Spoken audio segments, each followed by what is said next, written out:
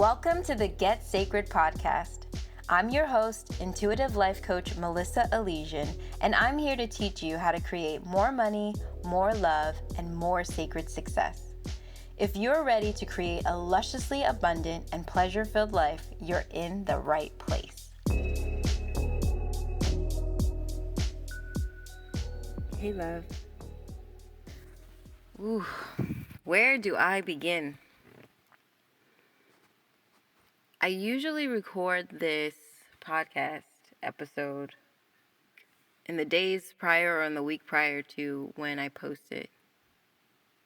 And it has been quite the week in American society. It's May 30th, and it has been an exhausting and frustrating and painful week for the Black community in the United States. And I gave myself full permission this week to feel all the things that I was feeling and to put things down that I'm carrying and to cross things off of my list, not because they're done, but because they're not happening. And, get to things when I'm ready. To not bypass the experience that I'm having. To let myself cry. To let myself be angry. To let myself speak my truth. To let myself rest. And even to let myself play so that there's room for healing. So that I can sustain myself as I feel a lot of these more difficult emotions go on for days and days and days and days and days. And with that time, with that space, I want to make sure to share with you just a few things that I think have been essential in this week. The first thing is how important this work that I do is. How important it is for you to continue to know your power, for you to continue to know what you can create in this world, and for you to continue to know that every ounce of you is designed to be able to do that. And so when I tell you to allow yourself to feel rich, when I tell you to call in abundance, when I tell you to move from fear to love in your finances, when I tell you that money is sacred, I want you to understand, like in a week like this one, it's actually so easy for me to like see it in a way that's even more magnified than I normally do. Because this week I've had to, and when I say had to, I've wanted to, I've needed to, I've been compelled to donate to the organizations that are supporting the people who are parading in the streets, that are marching and declaring that enough is enough, right? Money needs to fuel that. Money needs to support that, right? Money needs to support that.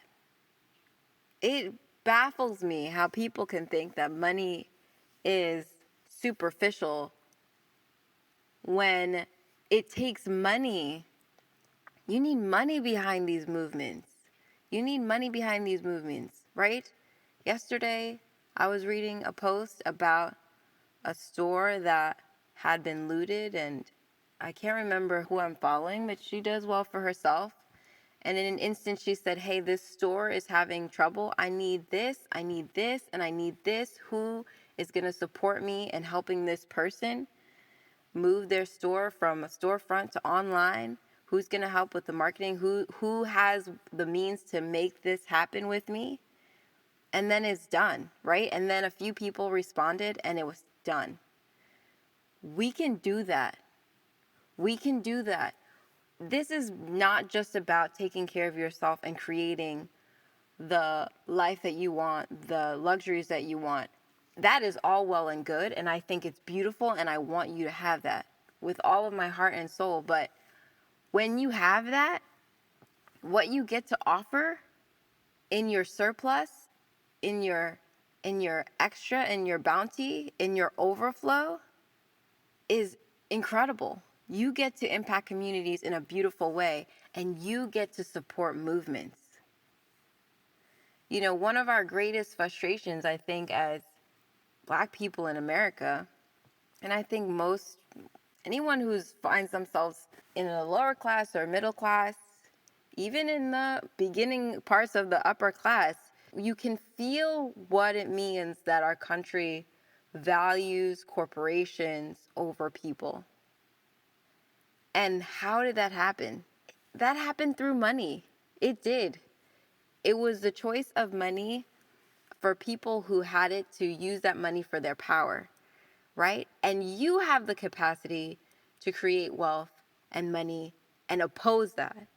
And every day that you choose not to do that, every day that you choose not to rise up, every day you choose that what you have is enough and overflow is not necessary or just enough is okay, you're choosing to, one, not live as big as you are, and then two, not show up in the way that the world really needs us to show up, right? Like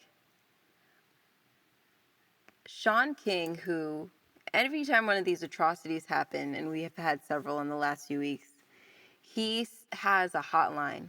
He'll set up a hotline where you call a number and he coaches you over the phone. A recording of him tells you exactly what to do, who to call, and what to say to official in the government or to a DA in a community. Like, he has this hotline. It's incredible. It makes it very easy to be active and to do what's necessary and to create change when we're blowing up these people's phones and telling them this is not okay. And Sean posted the other day that they made 500,000 telephone calls to the DA in Minneapolis, and it cost $27,000 to do that. Guess what happened after all of the storm of telephone calls happened? This officer was arrested, right? It takes that. It takes that. It takes everyone showing up and saying what is true for them and saying that they're not going to have this anymore for us to see something different than we have before. And Sean cleverly has found a way to make it very easy for people to show up, but it costs $27,000 a day. Don't get me wrong, you can give in little amounts. You can give $1, you can give $5, and I think you should. I think money is beautiful in that way. When you create flow, when you're moving it, when you say, I'm not going to imagine myself in such lack that I don't have to give, I trust the universe. So I'm going to give $1, I'm going to give $5, I'm going to give $100, I'm going to give $1,000, I'm going to give $5,000, I'm going to give $10,000. When you create the flow, it moves in your direction. You have to trust that. You have to know that when you move it, especially in the direction of good, that it's going to show up for you. But Sean makes it super easy for us to show up.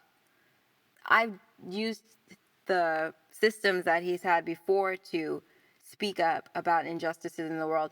And I remember one time I did it and it literally called like 10 people. It like called one person. It was like, you say this to this person. And then the next thing it happened, it was like, okay, now we're calling this and you say this to this people. Like, it was beautiful. It's so beautiful. I'm so glad that he's created something that makes it so easy for us to be powerful. But it costs $27,000 a day. I need you to rise up, right? If you're not feeling like you have the capacity to show up for this movement in this way, know that people who have are going to do that, and it's necessary. It's part of the movement, right? Some people are going to be on their feet, some people are going to be in the street, and some people are going to be signing checks. And the more of everything, the better. So this week I was like, my work of empowering women to rise up and assure their financial destinies, especially women of color, because we are walking in these streets every single day, afraid for our lives. With that, we don't need the added toll of having to worry if we have enough of anything. Sincerely, it is too much. That is too much. Put that struggle down. I need you to focus in on your capacity. And it doesn't matter where you're at. It doesn't even matter how much money you're making. Even if you're bringing in 6 figures, even if you're bringing 7 figures, if you know within you is the desire for justice and peace and love, then I implore you to create more than enough, more than enough, as much as you possibly can, so you can tip the scales. Because the society has convinced us that having a lot of money inherently makes you bad, right? That people who have lots of money are bad. And so you might be holding yourself from having money because you think, who will I be? What kind of person will I be if I have a lot of money? What kind of values will I have if I have a lot of money? Will it change me if I have a lot of money? No, it will accentuate you. It will accentuate you. It will accentuate every good thing about you. If you are loving and kind, you will continue to be loving and kind, and you will have the capacity to do it and to show up in that way in a greater force. What would happen if you didn't have to spend your life in energetic frequency worrying about finances? What kind of room would that create for you? What kind of space does it create for play? What kind of space does it create for adding and contributing to your life and into the life of others? What kind of room does it create? We need to be making as much as we possibly can. And I'm dedicated to this. I am dedicated to this. We need to be making as much as we can. Absolutely. 1,000%. This movement needs us to rise, right? When I say, you've probably heard me say this before, we are not waiting for a seat at the table. We are building our own table, and we are inviting our friends. When I say that, it's really to speak to the fact that we're not invited to all of the tables. We really aren't. All of the places that women have a hard time getting to and reaching because there's a glass ceiling, because it's uncomfortable, because our nature, our inherent nature, right? The things that really make us special as women are not valued in those places. We're not in those places, and we're not creating change in those places because of that, right? And if we're not going to be allowed in, we have to create our own spaces, and we need to do it at a high level. We need to do it at a high level. It's not a competition, but where are our voices? Where are our voices? Where is our power? In every movement, we need all of the people, like I said. We need the people in the streets who are marching. We need the people who are part of the system, part of the government. We need elected officials who stand behind the movement, and we need people to fund it. And you can't do that if you haven't created overflow. Not in a big way, and you need to do it in a big way. We need to be able to impact these things in a big way. We need to shift. We can't just shift our minds. We can't just shift our emotions. We actually need to shift the physical reality too. So this is not just about thoughts and feelings. This is about actions. This is not just about wanting things to be better. This is about creating the capacity to make them better. If you're a woman of color listening to this, I want you to know that, of course, I have a very deep understanding of the life that we live, of the burdens we carry in this existence, in this space, in this country. And I want to offer you that if you give yourself permission, if you decolonize your thoughts that you can't have more and that it's not available, if you release yourself from the internalized oppression, right? That's real, right? It's real that people have told us that we can't do what they do, that we're not smart enough, that we're not capable enough, that we're not good enough. And some of it has seeped in and has led to great amounts of self-doubt and fear in taking chances and being big and taking up all the motherfucking space, because they don't want us to take any space. They want us to be small. They don't want us to do anything. They don't want us to rise. They don't want us to have. They don't want us to prove that we're equal. They don't want us to prove that we're better, right? And when I say better, I mean, this is not like a DNA type of we're better because we're a race or we're women. We have this luxury, I think, of being better because we know that we're not busy going out of our way of oppressing people and holding them down.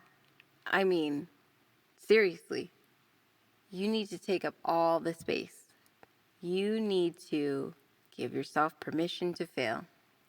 You need to give yourself permission to rise. You need to take all the chances. And you need to make all the money. You need to make all the money that is required for you to live a beautiful life, the one that's on your heart, and one that allows you to show up in this society and make change in a really big way. This week has shown me, what I know to be true, that money is sacred. When you can use your money to support the people who are willing, who are fearless and fierce and willing to go in the streets and refuse to back down until they're heard, when you can support that, when you can support helping people affected by the pandemic and showing up for them and making sure they have meals, when you can show up and support the elected officials that you want to see, like the people that you want to see in government, when you can support them and give them a chance to really represent the community, I mean, what a beautiful thing. Money is sacred for that. Money is sacred for that because there is so much good that can come into the world when you allow yourself to have it flow in your life in abundance, to support you, to support your family, and to support your community. And this is my work. This is my work. My work is to help you rewrite any part of you that says you're not worthy, to help you let go of stories that hold you hostage to the way that things may have been in the past and no longer have to be. My work is to help you imagine and reimagine what is possible for you. And my work is to help you tap into everything that you are and create that, not through some difficult, forceful challenges, through straight up aligning to that, to stepping into it and embodying it. That is my work. And I'm so happy for this work. I am so, so happy for this work because now is the time. Because now is the time. I love you. I love you, sacred women. I love you so much. And I believe in you deeply, so deeply that I insist. I insist that this is my work, right? That's how much I believe in you, that I'm not doing anything else. This is what I'm doing, right? Like, this is the work for me. It's to help you rise. Because, imagine this planet when women rise. Imagine this planet when all of the women are financially in stability and abundance and overflow. Imagine that. Imagine what we get to bring to the table. Imagine what we get to say hell no to. Imagine what we get to say that doesn't go on anymore. That's done. Imagine the things that we get to stop. Imagine the things we get to create. Imagine the freedoms that we can bring to the entire planet. I love you, sacred women. I love you. I love you so much. And, if you're a woman of color this week, oh, love, be so good to yourself. Be so good to yourself. Be tender with yourself. Be kind to yourself. You have all the permissions to rest when you need to. You have permission to feel all of the feelings. You're allowed to be angry. You're allowed to be sad. You are allowed to cry and scream. You are allowed to just be. You don't have to do. Love on yourself in that way. I don't know how long this turmoil, I don't know how long it's going to last.